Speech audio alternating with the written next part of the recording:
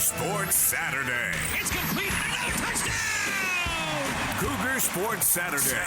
A presentation of KSL Sports. Left wing for three. He got it again! BYU Sports Talk by Cougar fans for Cougar fans. Here are your hosts, Mitch Harper and Matt Baiamonte. On Utah's legacy home of the Cougars. KSL News Radio, 102.7 FM and 1160 AM. Welcome back into Cougar Sports Saturday. Mitch Harper and Matt Baiamonte with you. You know, physical media is not much of a thing anymore. People don't really buy books. You're not buying CDs. You're not buying DVDs. Physical media is pretty much out. And look, I think every summer, though, I do go back to the old school, you could say, Matt. And once in a while, get a copy of a magazine, put the actual print in my hands. Because you can agree, we tend to go paperless, especially on this show. And the way we cover the team, BYU Sports, we go paperless. But, you know, these college football previews are a little bit of a throwback, a nostalgic, you know, run to the past of what the sport used to hinge on in the past. It was these preseason magazines to really shape narratives and views of teams entering a season. And I picked up a copy of Athlon Sports at it was at the airport in Orlando. I was going to say, where did you pick this thing up? I saw it in Orlando. I'm like, okay, I'll pick it up. It's a nice little thing to read for the flight home. And Athlon Sports, Matt, has BYU in the Big 12. Top three, right? It's got to be top three. No, they do not. They have BYU out of 16 teams, number 6 in the Big 12. Number 6. Wow. And that includes Jake Retzloff, because in their projection, of course, they don't have any discussion about the civil lawsuit, allegations of sexual assault towards Jake, and that civil lawsuit that was filed May 21st. So their print date probably didn't include that. So BYU checks in at 6. This is the rundown of the Big 12. Well, let's just, before we get into the rundown, your thoughts on BYU being picked 6th in the Big 12 entering the 2025 season? I think that's low. I think that's very low for where BYU should be in this conference. BYU has, and I don't think this is a debatable comment I'm about to make, Mitch. Feel free to debate me if you want, but I feel resolute in this opinion. This is, with or without Jake, the most talented BYU football roster I have ever seen on paper. Now, that doesn't mean it's going to come together, but you look at every single position group, there is high-end talent. I'm not just talking in BYU circles. I'm talking national recruiting metrics. Every position group has somebody that is at least fringe 4-star, if not a bona fide 4-star. They have a lot of continuity. They have a lot of depth. They have a coaching staff that has been together now for a little bit. I feel like if you look at everything that BYU has coming back, the continuity they have, and as well as the schedule. Let's not forget about the schedule. You put that all together and say you're middle of the road, Big 12. I can't understand that at all. It was a bit surprising. I will agree with you that seeing them 6th was a tad surprising, but I will say going in to this season, even if Jake, you know, is included into the mix for BYU, and I bring that up because just the quarterback is so critical to the success of a team in any given season. So that's why that's always prefaced with that, because just quarterback is so critical for a team. But, you know, even with Jake, I kind of looked at BYU maybe as a 9-3 football team this year, and then you kind of size up the rest of the Big 12, and I think ASU probably goes 9-3. I got Baylor going 9-3 in my way too early outlook. You know, the team that I think is going to be the best in the Big 12 is Texas Tech. I've got them going 11-1 this season. Is that portal spend, NIL spend based, or something else? It's a little bit of that, but I think what really captures my attention with Texas Tech is that they hired the Houston defensive coordinator, who Houston had an excellent defense last year, and they were in many games despite barely ever scoring over 21 points last season. He goes over to Tech, and then staying on the defensive side, they have some elite NFL prospects that they added from the portal on the defensive line. They added that edge rusher from Stanford, an interior guy from UCF. I really like Texas Tech's offensive personnel to begin with, even without the portal additions.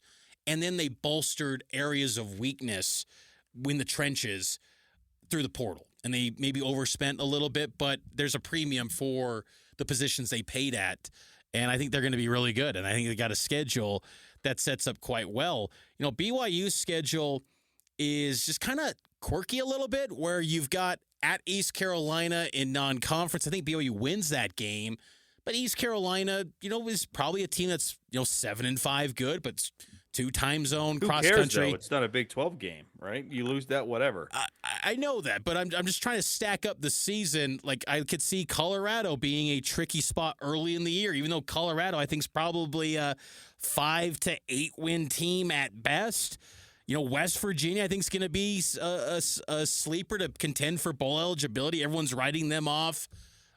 Arizona could be, a little bit better, but I think this Big 12 is going to be really good this year. I think it's going to be a really fascinating league. So even though at first glance I say 6 for BYU, I can also kind of understand it just a little bit, because BYU did have some games last year, Matt, that did break their way, particularly Oklahoma State and Utah.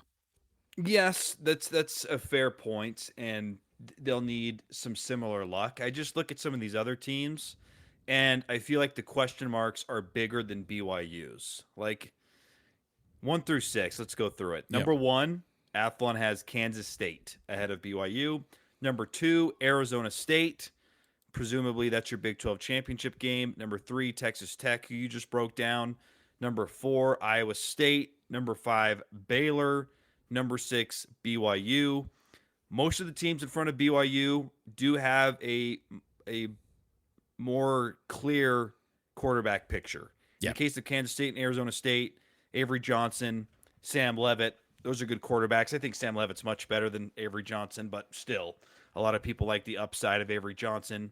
Texas Tech, I don't love their quarterback situation, but, you could look at BYU and say, I don't love BYU's quarterback situation either, right? Iowa State, you bring back Rocco Becht. And 5, Baylor right in front of BYU, Sawyer Robertson, who, in my opinion, rivals Sam Leavitt. Sawyer Robertson is legit. He is very good. I get that. But then the question marks to me with those teams, I think, are fair. One with Avery Johnson, he's never lived up to the hype. And he has turnover issues, and he hasn't delivered in big games. Kansas State had an opportunity to spoil Iowa State last year, and Avery Johnson couldn't do it. So I'm not ready to believe in Avery Johnson. Arizona State, oddly enough, with Arizona State, a couple nights ago, I'm laying in bed, and Cam Scadaboo highlights came up on my YouTube. I'm watching him in bed. My wife was like, "You cannot be watching Cam Scadaboo highlights." And I was like, "I'm sorry, I am." He was fascinating. Like, he was so good. He was. When you look at Arizona State, I mean, he was everything to that football team. I know they brought in a nice transfer from the military academy, but replacing Cam Scadaboo, that is a big question mark that I don't think is getting enough run with Arizona State. He was everything to that team. Sam Leavitt's success was predicated off play action with Cam Scadaboo. Texas Tech, they got all the talent in the world. You broke it down. My only rebuttal to Tech would be they're not the first team to bring in a loaded roster and it doesn't pan out. Like, to me, they got a little Texas A&M vibe last year where they brought in a ton of transfers and it never came together. You wonder about Tech's chemistry. If they can figure that out, sure, they've got the talent, but I don't know. Iowa State, they lost a lot of talent to the NFL, Mitch. Their entire passing game is revamped. Even though they have Rocco Becht back, they lose 2 great receivers. Can that be easily replaced? I don't know. And then Baylor, yeah, they have a great quarterback, but what else do they have that's good? I don't know. To me, Baylor's just middle of the road. So I think to put BYU 6, where I would push back on that is I'm more sure about a lot of stuff with BYU than I am with these other teams.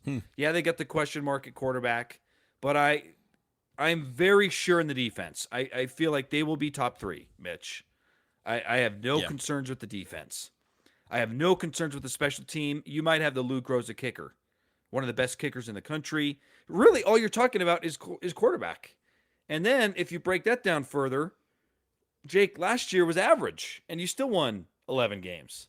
So if you get average play again, could you still win 10 or 11? I think you could. So there's and that's what's fun about the Big 12 is you can make this debate. Number 7 Utah, number 8 Kansas. There's all these variables in there, but BYU, I feel really confident in more things than I do about a lot of other teams in the Big 12. Yeah, I like that. I think that BYU has a chance to, definitely, be in the top 3. That's where I have them right now in the league going into the season. If I have a media ballot, which I've had the past couple years. Give us your top 6 right now. I would put number 1, Texas Tech. I'd put number 2 right now. I'm just looking at my list that I had. I'd go Baylor, number 2. And then I would go number 3, BYU. 4, I'd go TCU. I think TCU's due for a huge bounce back year. And look, they were 9-4 last year. And I guess I say bounce back because they hit rock bottom a couple years ago at 5-7. I just like the way that they've recruited from the high school ranks. Second year with Andy Avalos at DC.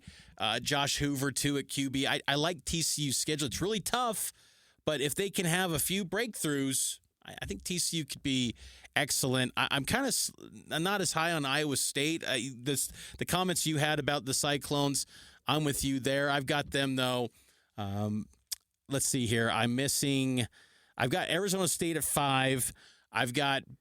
Arizona State's got a ton of returning experience, but I still think Scattaboo was just so critical for them. And I might be a hot take having them at 5. And then I've got, let's see here. Who am I missing? I've got Iowa State. No, I've got Kansas State at 6. So I'm going for a little bit of wild and craziness in the Big 12, some kind of getting outside of the group thing a little bit and going with something different. But, I mean, really anyone besides probably Arizona and UCF and Oklahoma State, I think. I feel like there's 13 teams that could probably contend for the Big 12. Maybe you throw in West Virginia, too, because they have a complete roster flip. But at the same time... Oh, I'm in on West Virginia. I think they're going to be good. Rich Rod is legit. He's good. I'm with you there, too. I think they're at least a 6-win football team. And even though it's a complete roster flip, I think the Mountaineers could be a really good team. So outside of Oklahoma State, Arizona, UCF, I think anyone in the league could really make a climb. I think Houston's trending upwards. I think Colorado's going to be fascinating with their QB situation. I can't wait for the league and see how this all plays out. So it should be a fun year of Big 12 football. We'll, of course, continue to break it all down here on the show and every single week on KSLSports.com. Let's take a break, though. We got to get a recruiting check-in. There's a high-profile 5-star recruit that removed one of his official visits. It could impact BYU. We'll hit on that next.